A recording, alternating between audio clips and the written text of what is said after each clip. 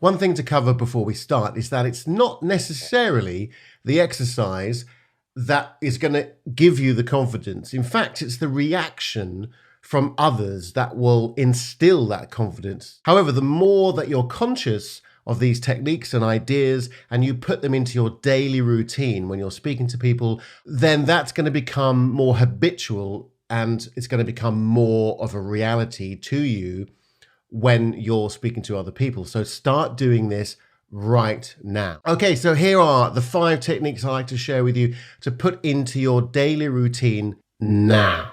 Number 1 is posture. Now I'm sitting down here. I could stand up, but it's kind of the same thing, sort of. I'd love to do a video actually on posture. When I'm doing my group workshops and training, I always talk about the breath, talk about posture, talk about body alignment and how we can center ourselves into the ground more. Let me know in the comments if you'd like me to do a video on that, mainly about body alignment. But think about your posture. Not only is your posture going to change the perception of others, how they think about you. If you're round-shouldered, if you're just kind of laid back on the chairs, you're in a Zoom meeting, if you're like this, if you're, that's going to give a lot of detrimental messages out to the other person that you're speaking to. So it's really important that you're committed, you're energized into the conversation, you're committed to the conversation. And that means not necessarily shoulders back like that, but just an open chest, an open face. Your throat is visible. It's not like this. And you're not kind of looking away. We'll talk about eye contact in a minute, but your posture is open here. It's open and it's accepting and committed to the other person that you're speaking to. Number 2 is breathing. I've done a lot of videos on breathing. I'll share one up here. Now, breathing is going to help you relax. It's going to help your heart rate to lower. It's going to increase endorphins. It's going to give you time to pause and reflect.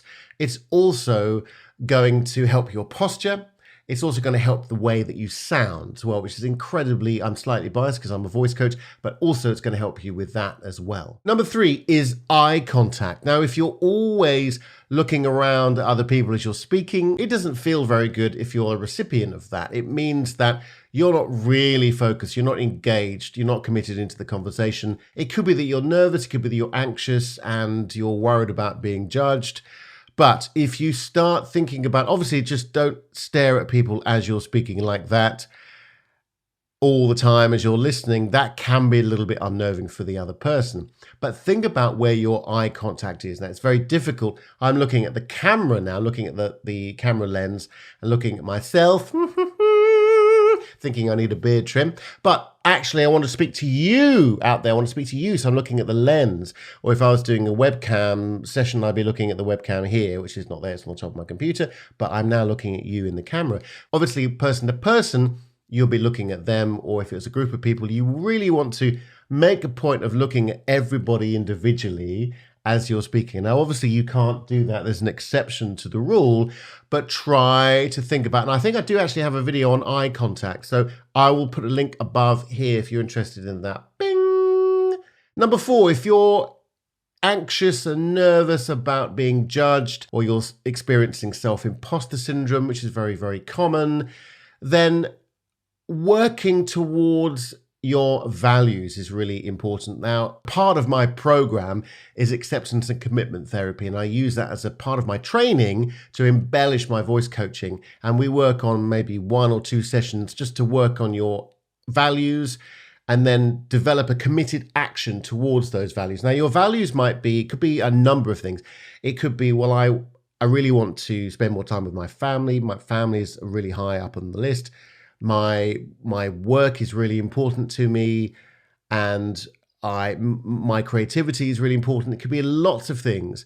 And having established those values allows you to be very clear about what it is that you're doing. So my value is that I really want to help people. I love helping people. I love seeing and hearing and feeling that transformation from somebody who isn't very confident in speaking to others to somebody who is confident in speaking to others. Pretty simple, really. That's what I do. So I love that. And so working towards those values and committing yourself to those regardless of negative cognitive thoughts that might be coming in when you're anxious or before or during or after a speech or presentation, etc., is really important. That's number 4. Number 5 is your voice. Now, working on your voice, I'm slightly biased because I'm a voice coach, is going to give you more engagement, more commitment from your listener. And that's the most important thing is your audience, the people that you're speaking to.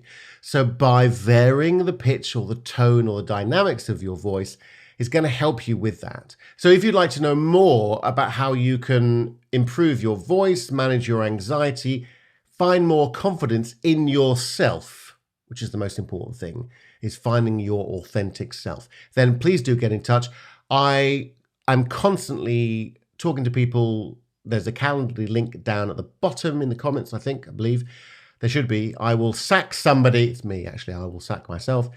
Good luck with those techniques. Let me know how you get on with them. Let me know which one for you has been a game changer or you think might be a game changer in the future. Speak soon.